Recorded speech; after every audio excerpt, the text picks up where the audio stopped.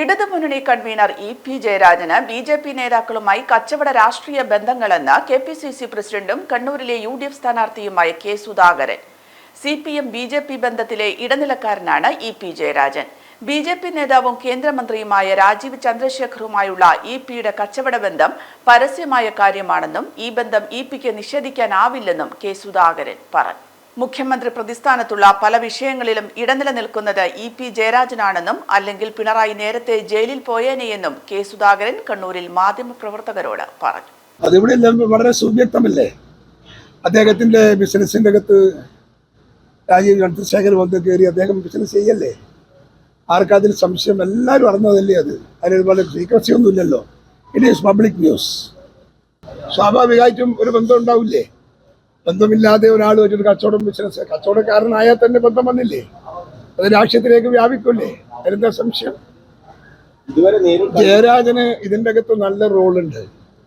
CPM-നെ BJP-യുമായി അടുപ്പിക്കുന്ന കാര്യത്തിൽ നല്ല ബന്ധം, നല്ല സ്വാധീനം ജയരാജനുണ്ട്.